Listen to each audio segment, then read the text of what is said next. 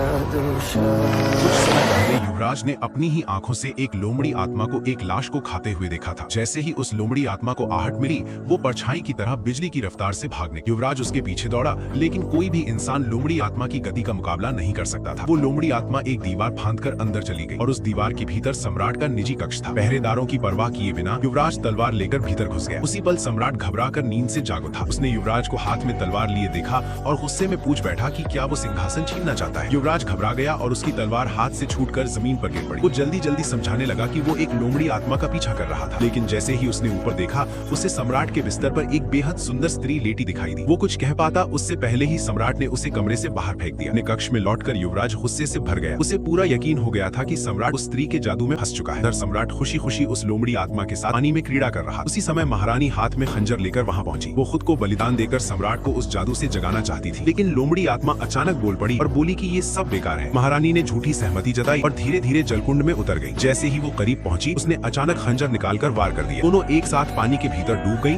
और देखते ही देखते पानी लाल हो गया। कुछ पल बाद जो जलकुंड से बाहर निकली, वो लोमड़ी आत्मा ही थी। महारानी की वहीं मौके पर मौत हो गई। ये खबर सुनते ही युवराज अपना आपा खो बैठा और अपनी माँ का बदला लेने के लिए महल में घुस पड़ा। जैसे ही उसने तलवार उठाई, लोमड़ी आत्मा ने अपना असली रूप दिखाया और उसे रोक लिया। युवराज ने अपनी आंखों से देखा कि लोमड़ी आत्मा फिर से उस स्त्री के शरीर में समा गई। वो भागने लगी और जैसे ही युवराज उसे मारने के लिए आगे बढ़ा, तभी सम्राट अचानक सामने आ गया। युवराज वार रोक नहीं पाया और उसकी तलवार सीधे सम्राट के सीने में जा लगी। सम्राट के लिए ये साफ सबूत था कि युवराज सच में सिंहासन चाहता था। अगले ही दिन युवराज को मृत्यु दंड सुना दिया गया और उसे सार्वजनिक रूप से फांसी दिए जाने की तैयारी कर ली गई।